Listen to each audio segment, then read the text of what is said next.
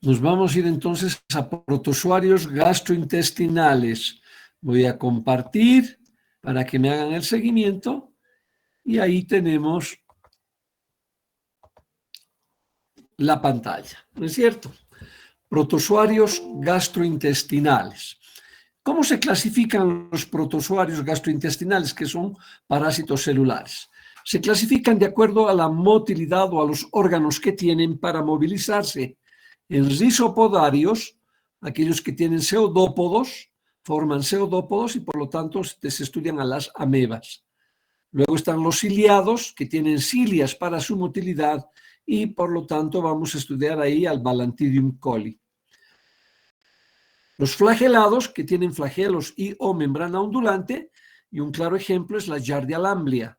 Y los esporozoarios, que no tienen organelas de motilidad, de movilización, y dentro de estos están, por ejemplo, el Cryptosporidium, ¿no? Los esporozoarios, un ejemplo, el Cryptosporidium. Entonces tenemos las amebas, que son con pseudópodos, Balantidium coli con cilias, la Giardia lamblia con flagelos y el Cryptosporidium que no tiene órgano. Hay otros parásitos, obviamente, pero esos son los más importantes que los vamos a ir estudiando. ¿Qué tenemos que aprender de estos parásitos? Primero tenemos que saber bien su morfología, su biología, cómo es su ciclo biológico, cuál es la forma infectante para el humano, cuáles son las vías de infección y los mecanismos de infección. Luego vamos a ver la patogenia y mecanismos de la acción patógena, cómo producen enfermedad, las manifestaciones clínicas, cómo se hace el diagnóstico parasitológico y su tratamiento. Hablaremos un poco de epidemiología y la prevención y el control.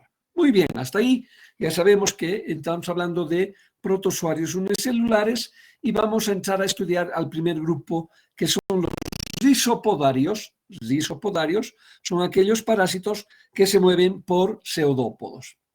En esta gráfica vamos a ver, hay gran cantidad de amebas, ¿no? Las amebas se mueven por pseudópodos. Estas cositas que ven acá, donde está la flechita, son los pies, son los falsos pies que forman los pseudópodos, que forman los parásitos en su forma vegetativa.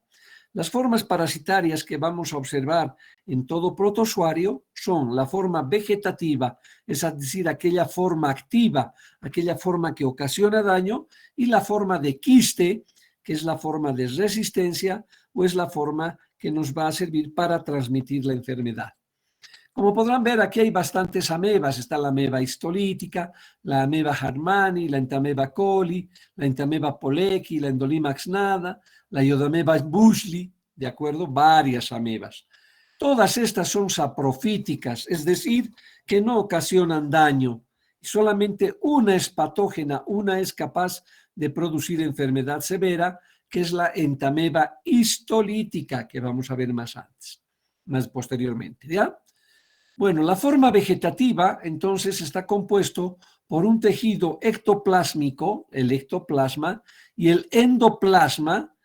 Son dos partes que conforman la célula y en el endoplasma se encuentra el núcleo. El endoplasma es la parte más importante del parásito porque ahí se encuentran todas las organelas para que el parásito pueda vivir, pueda alimentarse, pueda ordenar los movimientos, etc. Está en el endoplasma y como podrán ver en esta figurita, el endoplasma es finamente granulado. ¿Ya? Dependiendo de la especie, por ejemplo, entameba coli o endolimax nana, difieren mucho, o la misma ameba histolítica, difieren en la forma que adquieren, la forma de trofozoito, pero generalmente son así formas irregulares, ameboidales, unos más pequeños que otros, ¿de acuerdo? Unos más pequeños que otros, y además las características más importantes son las del ectoplasma, que va a ir a formar los pseudópodos. En el caso de los trofozoitos de entameba histolítica, el ectoplasma es abundante y alino, más adelante también lo vamos a ver. En cambio, en las otras amebas, el ectoplasma es poco, ¿no? Apenas se puede observar, es un ectoplasma pobre, por lo tanto sus pseudópodos también en su formación van a ser pseudópodos pequeños al tener un ectoplasma más pequeñito, ¿no es cierto? Otro dato importante de los protozoarios, y en la forma de trofozoitos o la forma vegetativa, es reconocer los núcleos que presentan los trofozoitos. Miren acá, en el caso de Entamoeba coli, un núcleo con cariosoma central. En el caso de Entamoeba harmani, el cariosoma está periférico. En el caso de Entamoeba coli, igualmente su cromosoma o su cariosoma es periférico con una cromatina irregular. Mucho más pequeño Entamoeba pollechi. Ni qué decir de Endolimax nana, tiene un núcleo pequeño con un cariosoma muy pignótico. Y la Iodameba bushli, que tiene casi la misma característica del núcleo que la Endolimax nana, pero en su endoplasma el Iodameba bushli presenta una vacuola de glucógeno. Aquí, como lo estamos viendo en el quiste, también se encuentra una vacuola de glucógeno en el trofozoito. Las formas de resistencia generalmente son circulares, vean ustedes, algunas son ovoideas, otras son más larguitas, pero tienden a ser más o menos circulares y va a diferir el tamaño también, ¿no es cierto? El quiste más grande que vamos a observar es el que corresponde a Entamoeba coli, En cambio, el más pequeñito va a ser de Entamoeba harmani o bien de Endolimax nana, ¿ya? ¿Qué características tienen? Los quistes que son formas de resistencia de la ameba histolítica son redonditos y tienen 4 núcleos. Miren, 4 núcleos. Es igual que la Entamoeba harmani o Entamoeba minuta, ¿ya? Minuta, que es una especie muy similar a la ameba histolítica, pero que es saprofítica. En cambio, la ameba histolítica es patógena, no se olviden. Después tenemos los quistes de la Entamoeba coli, que son más grandes, son los quistes más grandes, y además presentan más de 6 núcleos. En cambio, la histolítica, la harmani y la dispar, que es una ameba muy parecida a la ameba histolítica, tienen 4 núcleos, ¿ya? Harmani, minuta, dispar y la histolítica tienen una característica muy similar. Todos son redonditos con 4 núcleos y cariosoma central. En cambio, la Entamoeba coli tiene más de 6 núcleos, puede ser 6, 7, 8, 9, 10, con cariosoma periférico. No vamos a ver la Entamoeba pollechi porque es una ameba muy poco conocida. Sí vamos a ver Endolimax nana, vean ustedes, parece que fuera una galletita. El quiste de la Endolimax nana es como una galletita con 4 núcleos que nos está observando, ¿no? Como 4 ojitos. Es más pequeñita y ovoide. Y más o menos de tamaño intermedio es el quiste de la Iodameba bushli, que se caracteriza por presentar una vacuola de glucógeno. Entonces, estas son las amebas que vamos a observar y dentro de estas amebas que está la ameba histolítica, la harmani, la minuta, ¿ya? Como son similares en su forma quística, entonces los vamos a denominar complejo. ¿Por qué? Porque están dentro de ese complejo. No podemos diferenciar por el quiste si corresponde a una saprofítica o corresponde a una patógena. Por lo tanto, cuando vemos quistes tetranucleados con 4 núcleos, vamos a decir quistes del complejo. Aquí falta una ameba. En vez de la Entamoeba pollechi, vamos a poner la Entamoeba Moskowski, que es muy parecida tanto en la forma de trofozoito como de quiste a la ameba histolítica, ¿ya? Por lo tanto, hablamos del complejo Entamoeba histolítica dispar Moskowski. ¿Por qué? Porque esas se parecen mucho en cuanto a la forma de quiste, ¿ya? Complejo histolítica dispar Moskowski, una ameba muy similar a la ameba histolítica, pero que son saprofíticas, ¿ya? La única patógena es la Entamoeba histolítica, no se olviden. Aquí vemos ya en fotografías, vean ustedes, aquí estamos viendo quistes de Entamoeba coli, ¿no? Miren, este es un trofozoito de Entamoeba coli, sus quistecitos donde presentan gran cantidad de núcleos. Este es una Endolimax nana, vean aquí como si fuera una galletita, vean ustedes los 4 ojitos. Este es su trofozoito que muy pocas veces vemos. Luego tenemos la Iodomeba buchli, donde el trofozoito presenta vacuola de glucógeno, vean ustedes, y el quiste también una vacuola de glucógeno. Aquí la primera imagen corresponde a Entamoeba histolítica, ¿ya? Donde estamos viendo su núcleo, solamente estamos viendo el núcleo o el endoplasma, donde podemos ver, miren, un núcleo con cariosoma central.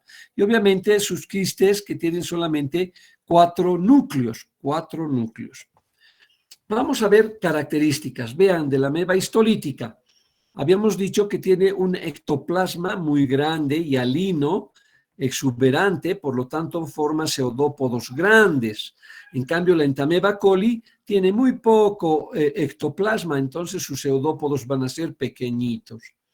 Dentro del trofozoito de Entamoeba coli, lo que tenemos que observar es el núcleo. Vean, un núcleo con un cariosoma central y la cromatina que está alrededor del núcleo es regularmente distribuida. Aquí podemos ver, miren la cromatina como una ruedita, como una rueda de carreta, y aquí está el cariosoma o endosoma, así también podemos llamar, ¿no? Este cariosoma y esta cromatina periférica es cromatina condensada, donde está el DNA del parásito. Esto es lo que va a gobernar para que el parásito pueda dividirse, multiplicarse en forma sexual. Pero otra cosa importante que tenemos que ver en el trofozoito, miren ustedes, cuando se trata de Entamoeba histolítica, es encontrar glóbulos rojos, ya que la Entamoeba histolítica, al ser patógena y al ser histolítica destruye las células, se va a alimentar de glóbulos rojos, Lo que no hace la Entamoeba coli, lo que no hace la Entamoeba moskovski, lo que no hace la Iodomeba buchli, nadie se alimenta de glóbulos rojos, solamente lo hace la Entamoeba histolítica.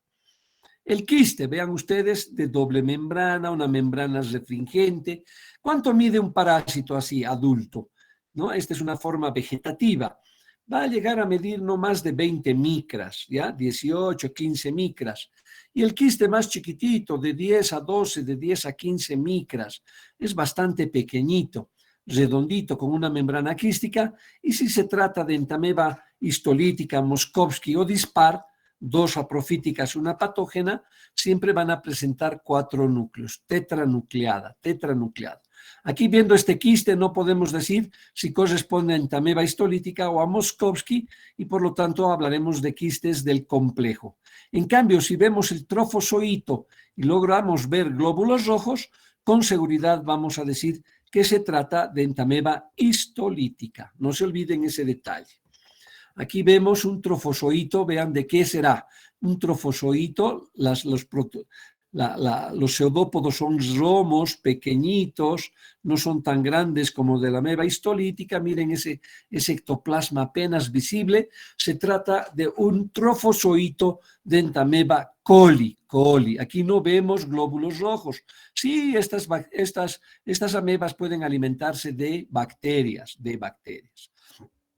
Otro dato importante es observar el núcleo. Vean, el núcleo es redondito, pero el cariosoma es excéntrico, no está al centro. Y la cromatina es irregular. Entonces, por eso nos vamos a dar cuenta. Vamos a ver algunas imágenes. Vean, por ejemplo, este es un quiste, una membranita bisrefringente. Si ustedes pueden ver, es doble membranita, pero una membrana quística, que ustedes digan una membrana quística, redondita, finamente granulosa dentro. Contamos los núcleos. Miren, 1, 2, 3, 4, 5, 6, 7, 8 núcleos. 8 nucleocitos que estamos viendo en esta forma quística. Entonces, esta forma será un quiste de Entamoeba coli. ¿No es cierto? Si tuviera 4 solamente, podemos confundir y podríamos decir que se trata de un quiste del complejo histolítica dispar moskovski. Miren acá, este es un quiste igual con doble membranita, una más clara, pero en su interior lo que vemos es una gran vacuola de glucógeno. Miren cómo se tiñe con el lugol esta vacuola de glucógeno. Por lo tanto, este quiste, que también es redondito, muy parecida a esta, pero en morfología no se observa el núcleo, aquí podemos decir con categoría que se trata de un quiste de Iodameba buchli. Iodameba buchli, que es un parásito saprofítico. Vean, aquí estamos viendo solamente un quiste con un solo núcleo de cariosoma central. Miren el cariosoma central. Posiblemente este venga a ser un quiste del complejo histolítica dispar-Moskovsky. Aquí tenemos otro quiste, veamos los núcleos, 1, 2, 3, 4, 5, 6, 7. Por lo tanto, es un quiste de Entamoeba coli, quiste de Entamoeba coli. Vean aquí estamos viendo un trofozoito o una forma quística o un trofozoito que se va a enquistar, donde vemos un núcleo con un cariosoma grande, arrosareado, pero lo que vemos grandemente es una vacuola de glucógeno, Olvídense de Dientamoeba frágiles, antes se lo consideraba una ameba porque tenía pseudópodos, vean ustedes, pseudópodos con un ectoplasma muy pequeñito, y se lo llamaba Dientameba porque no producía formas quísticas de resistencia. Por lo tanto, por eso se lo ponía como frágilis, y Dientameba porque presentaba característicamente solamente dos núcleos. Este parásito ya está catalogado actualmente como un flagelado. Viene a ser un saprofítico en pacientes inmunodeprimidos, ocasiona cuadros de amebiasis. Vamos un poquito, entonces hemos hablado de la morfología, que tiene dos formas, una forma de resistencia y una forma de trofozoito. En esta gráfica, donde vamos a ver el ciclo biológico, vamos a explicar mejor. Vea, el hombre es el hospedador habitual, ¿ya?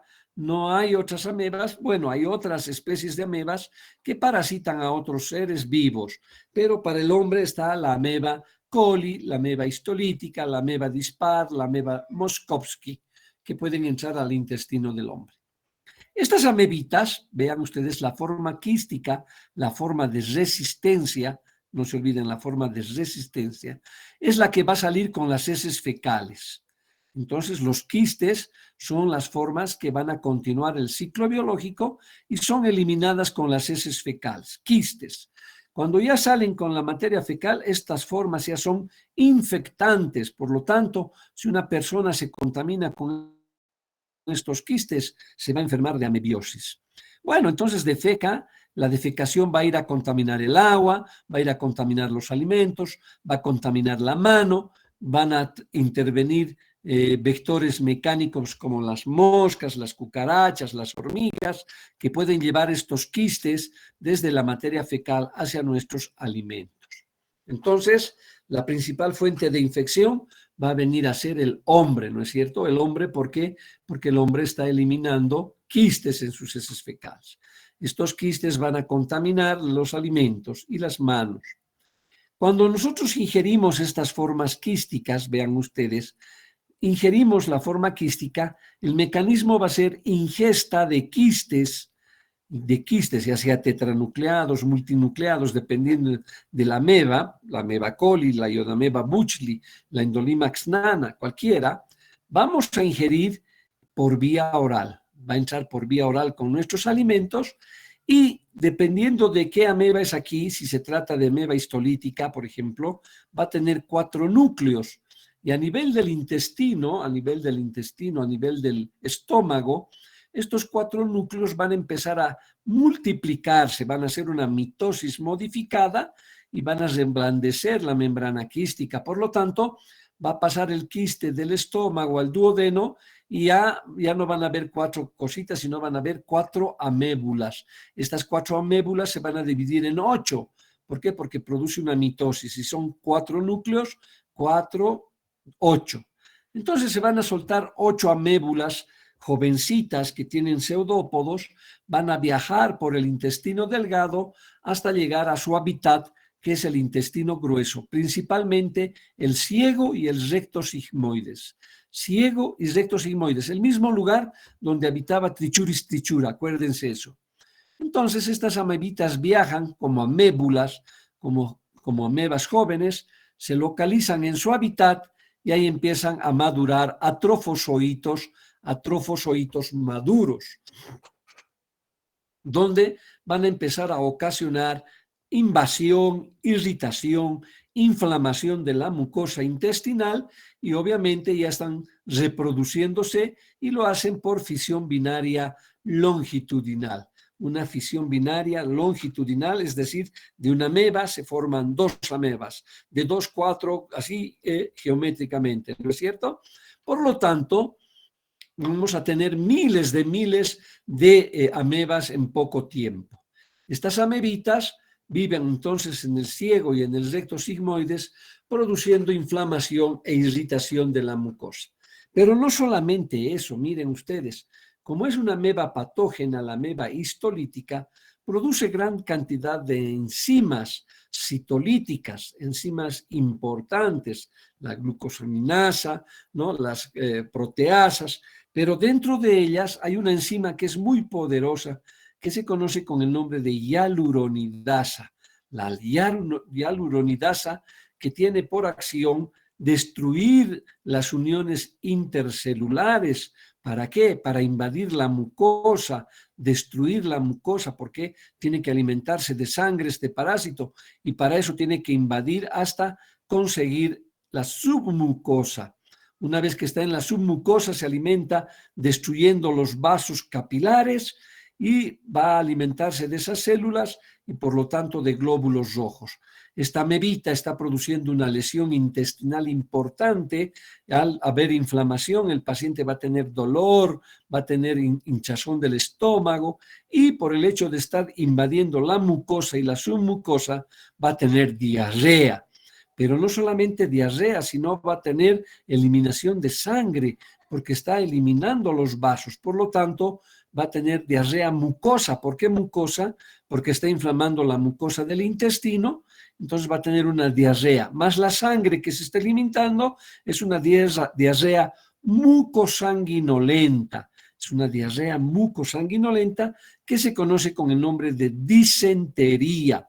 Por lo tanto, la ameba histolítica produce una disentería amebiana. Hay otras bacterias también que producen disentería, por lo tanto será una disentería bacteriana. Hay disentería que producen algunos virus, será disentería viral. En este caso estamos hablando de disentería amebiana. ¿Por qué? Porque la ameba histolítica es la que va a producir este proceso inflamatorio. Una vez que ha lesionado la mucosa, se multiplica por fisión binaria longitudinal, de uno salen dos, estos van recorriendo por el intestino grueso, se enquistan para volver a salir e ir a contaminar a otro hospedador. Por lo tanto, el ciclo es de tipo monoxénico, ¿no es cierto? Y puede cumplirse el mecanismo ano-mano-boca porque estos quistes ya son infectantes una vez que son eliminados con las heces fecales. Entonces, cuando está invadiendo la submucosa, vean ustedes en esta gráfica, invade, aquí está la mucosa, lesiona la mucosa intestinal, perforan para llegar a la submucosa, invaden la submucosa para entrar a los vasos y producen una lesión muy importante en la mucosa intestinal que se conoce con el nombre de úlcera en botón de camisa o úlcera en cuello de botella, que es patognomónico de la infección por entameba histolítica. Solamente la ameba histolítica es la patógena, no se olviden.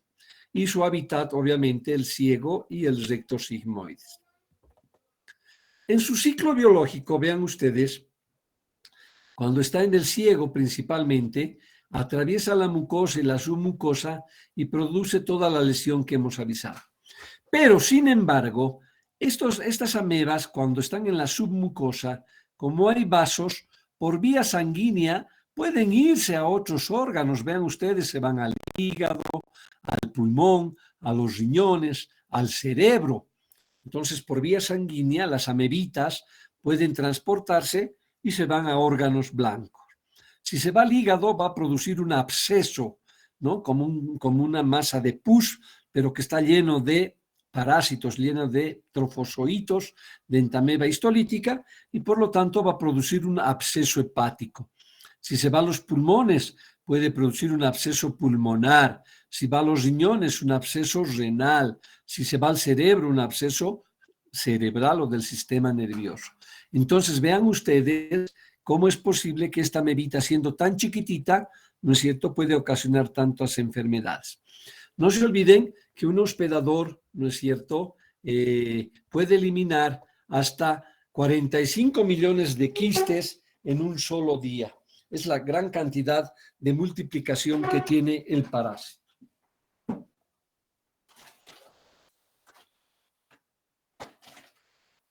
Muy bien, vamos a continuar.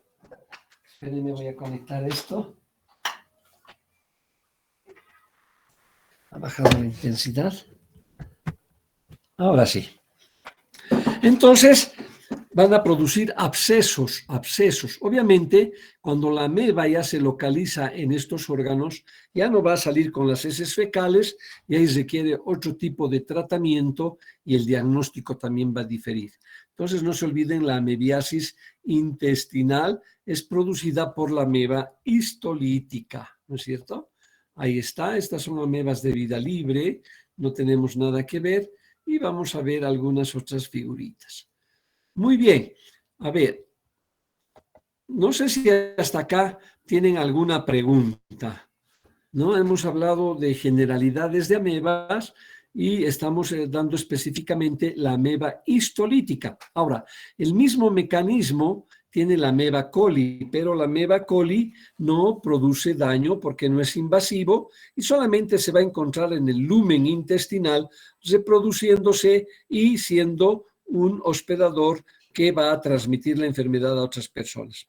Obviamente, si es un niño, si es un anciano o si está con el sistema deprimido, el sistema inmunológico, la ameba coli al reproducirse va a poder ocasionar algún cierto grado de inflamación en el intestino y va a producir cuadros de diarreas muy banales, pero no van a producir nunca disentería, ¿no? Y generalmente el diagnóstico de estas parasitosis se hace porque el paciente tiene molestias gastrointestinales, algunas veces diarreíta, se les hincha el estomaguito y nada más. No hay fiebre, no hay decaimiento, el individuo sigue trabajando y por lo tanto acude donde el médico, quien va a hacer un examen coproparasitológico y va a ser un hallazgo casual el poder encontrar estos quistes, ¿no? Un paciente no va por amebiasis a donde un médico, salvo que fuera amebiasis histolítica. Ahí sí, el paciente tiene disentería, es decir, deposiciones mucosanguinolentas, ¿no es cierto? Y que son además acompañadas de dolor, pueden ya tener inclusive cuadros de abscesos hepáticos con dolor en el hígado, en el dolor en los pulmones. Ya son complicaciones por descuido y no por hacer un diagnóstico en forma adecuada. No sé si tienen alguna pregunta, si tienen algo más para que yo les pueda manifestar. Voy a buscar, mientras me hagan preguntas, voy a buscar algunas gráficas.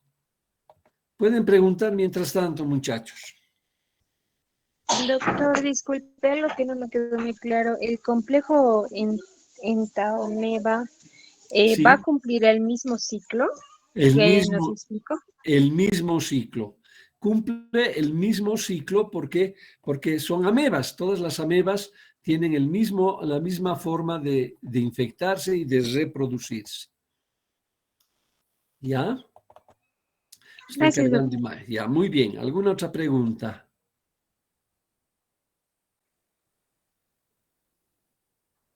¿Alguna otra pregunta? No sé si tienen otras preguntas, chicos. Doctor, estuve leyendo que el diagnóstico es un poco complicado porque son pequeñas, decía en el libro, y Sí. que ¿cuál va a ser el diagnóstico de elección, perdón? El examen coproparasitológico. Tiene que ser un laboratorista bien adiestrado para buscar estas formas que les he mostrado. Han visto las diapositivas, son parásitos muy chiquitos, de 10 a 15 micras. Por lo tanto, el laboratorista, el que está haciendo el diagnóstico parasitológico, tiene que tener una muy buena preparación para poder diagnosticar. A ver, aquí voy a compartirles algunas imágenes. para que más o menos se den cuenta. Bueno, ahí hemos visto el ciclo biológico, ya hemos repetido eso. No se olviden en este cuadrito las formas quísticas y las formas de trofozoitos. Todos cumplen el mismo mecanismo de infección. Aquí vemos una gráfica de un trofozoito de ameba histolítica, donde está su núcleo, y aquí está, ¿no es cierto?, una vacuola y glóbulos rojos. Tenemos que encontrar glóbulos rojos. Aquí tenemos un trofozoito de Entamoeba coli. Aquí hay otro trofozoito, vean, es un trofozoito de Entamoeba histolítica. ¿Por qué? Porque presenta, este es su núcleo, y aquí tiene vacuolas y glóbulos rojos. Además, vean sus pseudópodos, ¿no? Bastantes grandes. Aquí vamos a ver otra imagen. Vean ustedes cómo forman los pseudópodos, los parásitos, en forma de dedos, y gran cantidad de glóbulos rojos, ¿no? Aquí estamos viendo a un protozoario, a un trofozoito de ameba histolítica, ¿no? Porque tiene glóbulos rojos, un núcleo con carizoma central, y está fagocitando un alimento. Esto se va a alimentar a través de la fagocitosis. Vean aquí una fotografía de una ameba histolítica, ¿no? Su ectoplasma hialino casi no se puede observar, pero lo que sí tenemos que observar claramente es el núcleo con un cariosoma central. Otras imágenes, vean ustedes, ¿qué será esto? Aquí tenemos una gran vacuola de glucógeno, por lo tanto, esta podría ser una quiste de Iodamoeba buchli. En cambio, aquí tenemos un trofozoito donde vemos gran cantidad de glóbulos rojos y el cariosoma central, por lo tanto, se debe a un trofozoito de Entamoeba histolítica, ¿no? Vean aquí algunos con dos núcleos. Este puede asemejarse a una Endolimax nana, pero no es suficiente ver un solo quiste, ¿no? Hay que ver varios quistes para determinar a qué parásito corresponde. Por ejemplo, aquí tenemos un quiste. Miren, este quiste está teñidito con un colorante y vemos una cosa redondita con una membrana quística bien finita y cuatro núcleos. Entonces, estamos frente a un quiste del complejo histolítica Dispar-Moskowski, ¿no? Vean las figuras aquí, ¿qué cantidad de quistes tenemos? 1, 2, 3, 4, 5. Entonces, este puede ser una ameba coli. Aquí también ameba coli. Aquí tenemos 1, 2, 3, 4, 5 ameba coli, ¿no? Tenemos que contar bien los núcleos. 1, 2, 3. Estos son quistes de ameba coli. Aquí, por ejemplo, contamos 1, 2, 3, 4 solamente. Podemos decir que se trata de un quiste, ¿no es cierto?, del complejo histolítica Dispar-Moskowski. Aquí hay una Iodamoeba buchli, vean ustedes, es una forma quística, redondita, chiquitita, de 15 micras, donde encontramos una gran vacuola de glucógeno, Iodamoeba buchli. Entonces, el laboratorista es el que tiene que tener mucho ojo. Este es un trofozoito de Entamoeba histolítica, ¿no? Por la cantidad de glóbulos rojos que tiene, y vean el cariosoma central. Otra figura, vean ustedes, con coloración, donde podemos ver perfectamente los glóbulos rojos, ¿no? 10 micras, es bastante pequeñito. Vean estas otras imágenes, 1, 2, 3, 4, 5. Este es un quiste de Entamoeba coli. En cambio, aquí estamos viendo 1, 2, 3 núcleos máximo. Entonces podría tratarse de Entamoeba histolítica o del complejo Dispar-Moskowski. Ahora podemos hacer el examen para ver si hay lesiones en el colon, por ejemplo, si es que ha habido invasión y queremos ver si hay úlceras en botón de camisa. Podemos hacer una radiografía con contraste para ver si hay lesión en la mucosa, o tendremos que tomar una pieza, miren, de hígado. Aquí tenemos un absceso hepático. Este es un absceso hepático amebiano en una paciente que ha fallecido por otras causas, pero se encuentra un absceso hepático. Puede haber lesiones a nivel de los genitales, vean ustedes, a nivel del ano, a nivel de la vagina. Puede haber, porque el parásito, al encontrarse en su hábitat, que es el recto sigmoides, y si una persona tiene relaciones sexuales por el ano, puede transportar estos trofozoitos y contaminar la región de la vagina o del ano. Entonces, es también una forma de infección, ¿no es cierto? Los mecanismos, no se olviden, las manos sucias o después de entrar al baño, cuántos quistes de amebas no habrán en estas manitos, en los alimentos, y cómo se va a manifestar a través de dolor de estómago, inflamación, malestar general, puede haber náuseas, vómitos y la disentería en caso de que se tratara de una entameba histolítica. ¿No es cierto? Entonces, con ese flashazo que les he dado, ustedes ya tienen una idea de cómo se produce la infección y cómo se produce el ciclo biológico de las amebas, principalmente de la ameba histolítica, porque es la que nos interesa y es la que produce daño. Muy bien, ¿alguna pregunta, alguna duda que tengan, muchachos? Preguntas. Doctor, buenas tardes. Respecto al tratamiento, ¿podríamos tomar un antiparasitario o qué podríamos usar para el Sí, tratamiento? para estos protozoarios, por ejemplo, para todas las amebas, la Giardia, todos los que son unicelulares, el medicamento de elección es el metronidazol. El metronidazol o flagil que se conoce se da por kilo peso y vamos a hacer tratamiento en niños, en adultos, en ancianos, en mujeres, cuando diagnosticamos esta parasitosis. No se olviden, el tratamiento es en base a un antiparasitario para protozoarios, que es el metronidazol. Entonces, cuando hacemos diagnóstico de cualquiera de los parásitos que vamos a ver más adelante, las amebas, los ciliados, qué sé yo, podemos dar metronidazol para hacer tratamiento. Hay algunas diferencias de tratamiento, por ejemplo, para Balantidium coli casi el metronidazol no hace efecto, hay que dar otro medicamento, pero eso es exclusivo para ese parásito, pero para los otros, para Giardia lamblia, por ejemplo, para ameba histolítica, para ameba coli, para Iodameba buchli, cualquiera, el metronidazol es el tratamiento de elección, es un solo tratamiento. Por eso es fácil de erradicar esta enfermedad, pero también es fácil de contaminarnos, ¿no es cierto? ¿Por qué? Porque la defecación en el medio ambiente, el fecalismo, va a contaminar nuestros alimentos y nosotros podemos contaminarnos con alimentos contaminados o con agua contaminada o con las manos sucias. Aquellos que elaboran alimentos y no se asean la mano son fuente de infección, esos que venden jado, que venden hamburguesas, y si tienen amebiasis y no se lavan la mano al preparar los alimentos, pues nos pueden transmitir esta enfermedad. Qué interesante, vean ustedes las amebas, no se olviden de las amebas, que producen pseudópodos para poder movilizarse. ¿Alguna otra pregunta? Gracias. Doctor, una pregunta. A ver, Carla. Entonces, ¿las amebas histolíticas tienen más de 5 núcleos o estoy equivocada?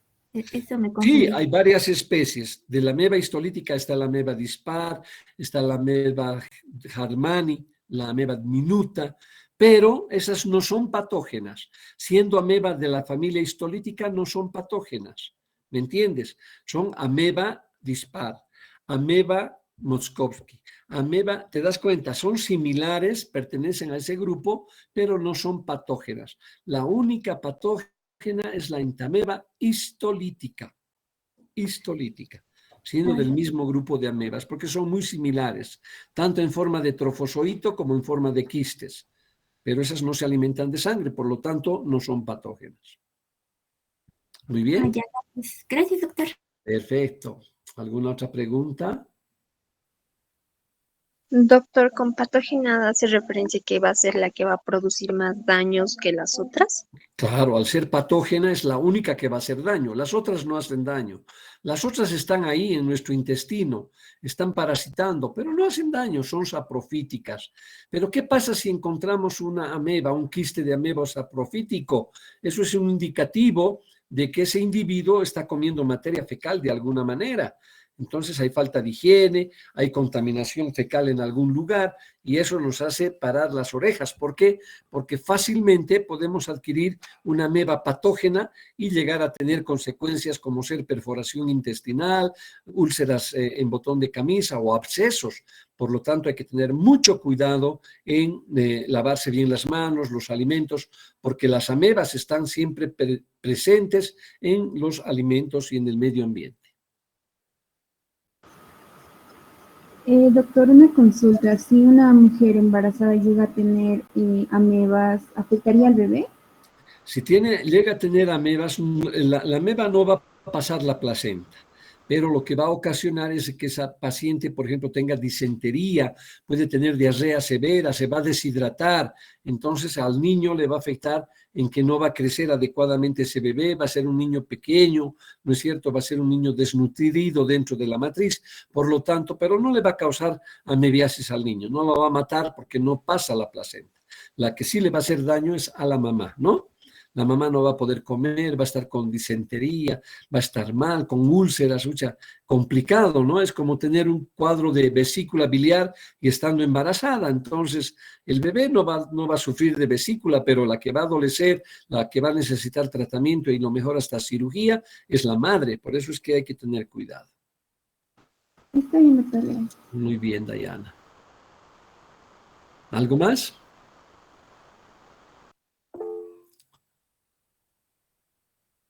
La ameba histolítica es la patógena, Carla. ¿Ya? Blastocystis hominis es un parásito saprofítico que está dentro del grupo de las amebas, el blastocystis, pero no, creo que está dentro de los flagelados, Blastocystis hominis, pero es un parásito saprofítico que es muy frecuente en el ser humano, pero no ocasiona ninguna enfermedad. ¿Ya? Son hallazgos, ya les he dicho, de diagnóstico parasitológico y por lo tanto no causan daño, son saprofíticos, pero cuando los encontramos en nuestra materia fecal es indicativo de que nosotros no estamos teniendo higiene, estamos comiendo alimentos contaminados con materia fecal. Eso es lo importante.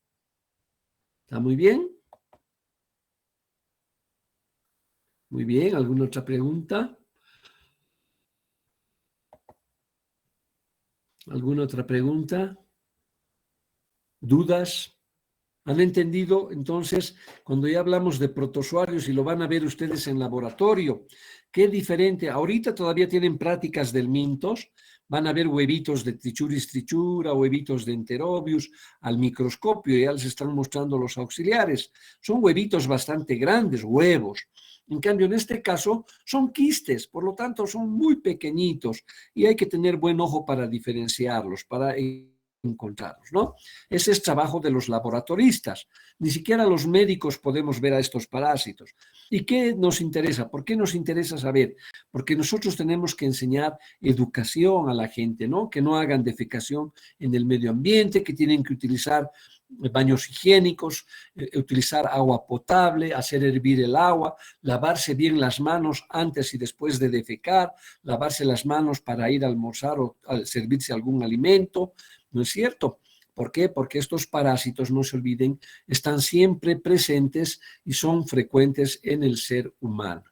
Por eso es importante y por eso llevamos estos parásitos, señores estudiantes. No sé si tienen alguna otra pregunta. Doctor, la Entamoeba coli es frecuente en el colon, pero no hace daño, ¿verdad? Sí, O no sea, hace solo habita. Ah, ya. no hace daño. Entonces, muchos de nosotros podemos tener ameba coli, podemos tener, pero es una gran fuente de infección y si esa infección llega a un niño, por ejemplo, o a una madre gestante, imagínense, siempre de alguna manera puede producir irritación intestinal. Aunque el Entamoeba coli no ocasiona daño, pero cuando hay en gran cantidad y hay bajas defensas, obviamente puede ocasionar algún cuadro de diarrea, ¿no es cierto? Cualquier cosa que esté en un paciente inmunodeprimido de alguna manera puede ocasionar procesos inflamatorios. Gracias, doctor. Muy bien. ¿Alguna otra pregunta? Creo que está entendido vamos a avanzar y vamos a seguir repitiendo sobre los protozoarios el día jueves.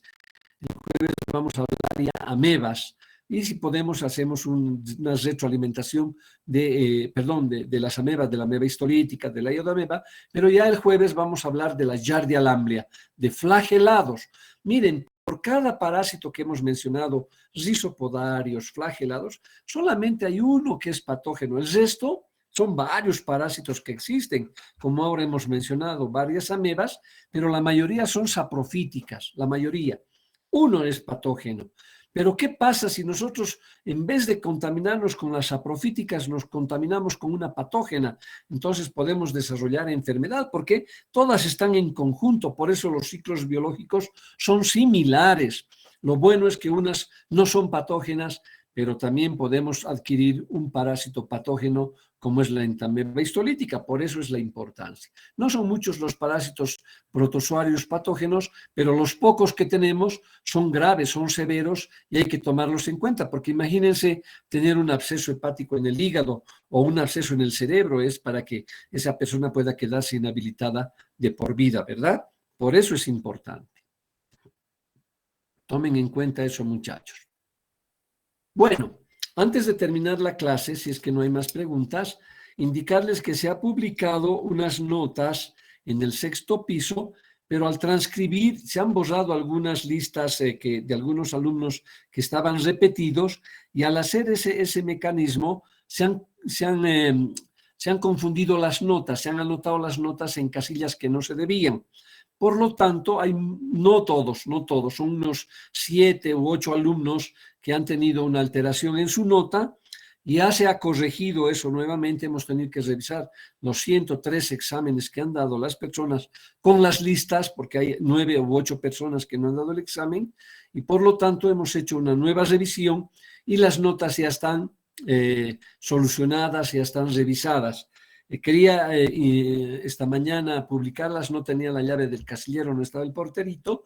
De todas maneras, le voy a pasar una fotografía de las notas al responsable del grupo, al representante, para que ustedes puedan ya tener su nota ya desde ahora. Sin embargo, el día de mañana o el jueves en la mañana ya van a estar las notas corregidas, publicadas, para que ustedes siempre mantengan presente su nota y vayan anotando para sacar su promedio y obviamente no aplazarse en la presente gestión.